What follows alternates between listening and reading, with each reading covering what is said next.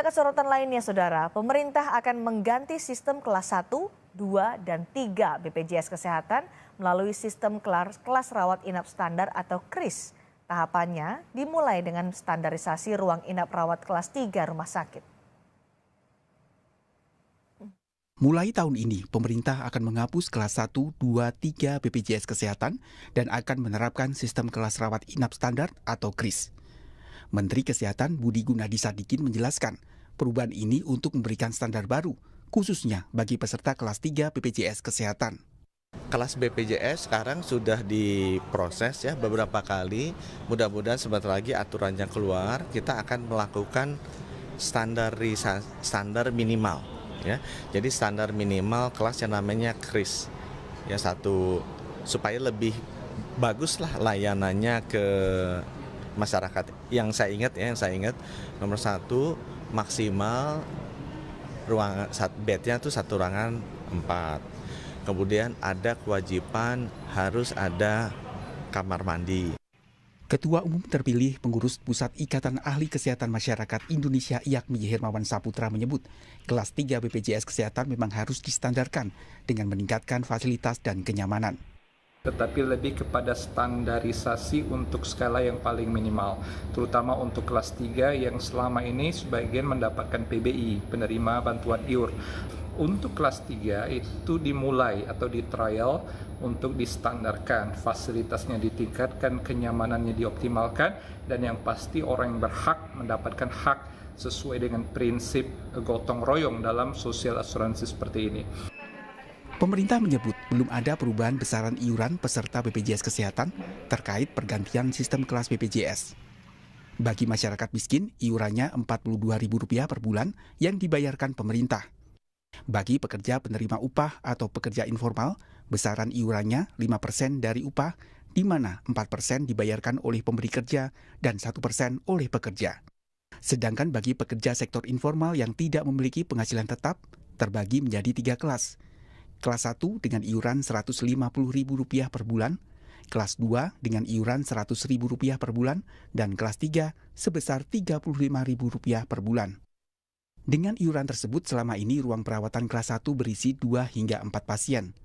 Ruang kelas 2 berisi 3 hingga 5 pasien, dan ruang kelas 3 berisi 4 sampai 6 pasien.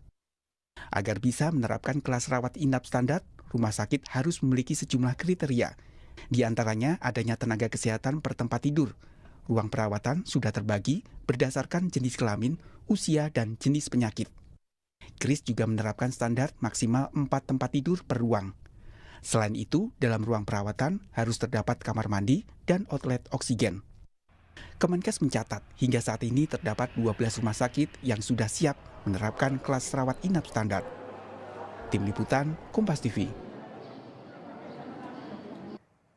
Lalu bagaimana penerapan penggantian sistem kelas BPJS Kesehatan menjadi sistem kelas rawat inap standar atau KRIS? Kita akan berbincang dengan Kepala Biro Komunikasi dan Pelayanan Publik Kementerian Kesehatan Siti Nadia Tarmizi. Selamat malam, Bu Nadia. Selamat malam, Mbak Cindy. Salam sehat.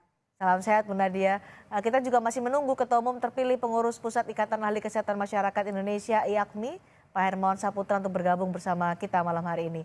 Bu Nadia, sejauh mana saat ini kesiapan untuk penerapan KRIS? Iya, jadi mungkin kita perlu pahami ya bahwa sebenarnya perubahan kelas standar ini memang sudah ada di dalam undang-undang terkait jaminan kesehatan nasional. Nah, tujuannya adalah kita meningkatkan kualitas layanan terutama rawat inap, khususnya tadi ya untuk perbaikan kepada masyarakat. Tadi disampaikan ada 12 kriteria kelas rawat inap standar. Jadi seperti bahan bangunannya, kemudian ventilasinya, pencahayaan ruangannya, kemudian kalau yang paling penting ini adalah kepadatan ruangan ya Mbak Cindy ya, karena maksimum itu hanya boleh 4 tempat tidur dengan kamar mandi di dalam. Nah kalau kita lihat sekarang, terutama yang untuk kelas 3 itu tempat perawatannya bisa ada 6, 8, bahkan 10 dan bahkan ruang kamar mandinya itu berada di luar. Nah ini yang pertama kali akan kita lakukan standarisasinya secara bertahap sampai dengan 30 Juni 2025. Nah, kita sudah melakukan uji coba ya di beberapa rumah sakit sebagai termasuk juga rumah sakit swasta ya dalam hal ini ada dan kita sudah mendapatkan ya hasilnya untuk uji coba ini bahwa memang layak untuk bisa dilakukan baik di rumah sakit pemerintah maupun rumah sakit swasta. Sebenarnya kriteria apa saja Bu yang harus dimiliki rumah sakit untuk standarisasi KRIS ini? Tadi ada 12 kriteria yang saya sampaikan ya. Pertama misalnya bangunannya tidak memiliki porositas, ventilasi, ukuran ventilasi udaranya seperti apa, pencahayaan ruangannya, kemudian minimal di satu tempat tidur itu ada 2 stop kontak ya. Kalau kita lihat kan di belakang tempat tidur itu sering ada panel. Nah, itu harus disediakan untuk kelas rawat inap termasuk kelas rawat inap kelas 3 dalam hal ini. Kemudian kita tahu ada pengatur suhu ruangan dan kadang-kadang untuk bel pasien mungkin ya, bel memanggil perawat kan kadang-kadang di kelas 3 itu seringkali kita tidak temukan seperti itu ya kan. Kemudian outlet oksigen dan tadi kapasitas maksimumnya hanya boleh 4 tempat tidur per satu ruangan. Oke, respon dari rumah sakit seperti apa soal standarisasi ini Bu Nadia? Iya, jadi memang kita tadi pertama yang kita lakukan adalah verifikasi dulu ya, verifikasi kita mulai dari RSUD, kemudian rumah sakit vertikal di bawah Kementerian Kesehatan dan baru rumah sakit swasta.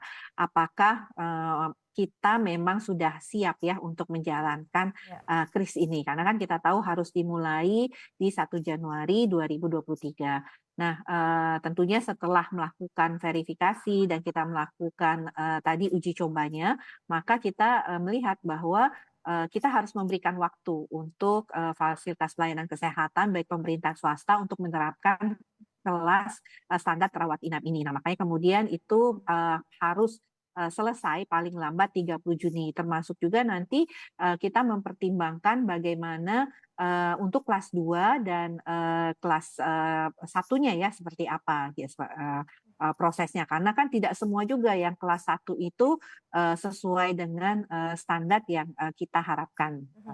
Ada kesulitan dari rumah sakit soal penerapan standarisasi KRIS ini ketika mereka harus merubah atau mungkin ada renovasi yang dilakukan untuk bisa memenuhi standarisasi KRIS? Iya betul sekali. Jadi memang tantangannya tadi ya terutama di kelas 3 ya Mbak Sidi ya. Karena kan kelas 3 tadi kami sampaikan umumnya itu bisa 10 sampai 15 orang bahkan kemudian itu dari jumlah tempat tidur saja ya. Kemudian mereka kan harus merenovasi lah ruangannya itu untuk bisa hanya 4. Terus di dalamnya harus ada kamar mandi untuk tiap 4 tempat tidur. Selain itu tadi outlet oksigen itu kan harus dibuat ya. Karena selama ini kan biasanya tabung-tabung itu yang diberikan kan biasanya. Nah, jadi ya memang membutuhkan beberapa hal ya, terutama dalam hal renovasi. Selain juga untuk melihat lagi bagaimana penyesuaian kelas rawat inap standar ini. Makanya nanti kelas 2, kelas 1 itu belakangan kita lakukan penyesuaiannya karena kita utamakan dulu yang kelas 3 karena yang kelas 3 ini memang paling banyak membutuhkan perubahan. Bukan ini ada standarisasi dengan KRIS, tidak ada kelas 1, 2, 3 untuk BPJS Kesehatan. Sementara untuk iurannya mereka yang membayar untuk kelas 1 kan lebih mahal dibandingkan dengan kelas 2 dan kelas 3. Tapi kemudian ditiadakanlah kelas 1, 2, 3 di BPJS Kesehatan mendapatkan fasilitas yang sama dengan mereka yang membayar lebih rendah dibandingkan mereka yang kelas 1. Itu bagaimana penjelasan soal ini, Bu? Ya, jadi memang ada roadmap-nya ya untuk penerapan kelas rawat inap standar ini. Jadi kita memang sudah mulai tadi ya dengan uji coba tahap pertama itu di 4 rumah sakit milik pemerintah. Kemudian kita tambahkan lagi 10 rumah sakit yang mulai juga sudah ada rumah sakit swasta dengan berbagai tipe. Nah, dari sini kita sudah bisa melihat bahwa memang pertama diperlukan waktu untuk penyesuaiannya, termasuk tadi ya perhitungan untuk kapasitas bed occupation rate-nya seperti itu. Jadi untuk penerimaan pasien juga harus diperhatikan karena kalau renovasi terus nanti nggak menerima pasien kelas 3 juga sulit ya. Nah, kalau untuk kelas 2, kelas 1 tentunya sampai saat ini tidak ada perubahan manfaat yang diterima. Jadi mereka tetap mendapatkan manfaat karena memang iurannya juga tadi disampaikan Mbak Cindy kan masih membayar masih 150.000 per bulan untuk kelas 1, 100.000 per bulan untuk kelas 2. Oke, jadi haknya tidak berubah kalau sampai saat ini. haknya tidak berubah. Betul, jadi dia tetap yang kelas 1 misalnya itu dapat sekamar 2 atau yang kelas Oke. 2 itu tetap misalnya sekamar bertiga itu tetap sama. Oke, sampai kapan targetnya Ibu soal ini nanti kan masih sekarang ke kelas 3 dulu, bagaimana bertahap menuju kelas 2, kelas 1 sampai ini akhirnya selesai di pengganti sistemnya? Kita cukup punya banyak waktu ya, sampai dengan akhir 30 Juni 2025.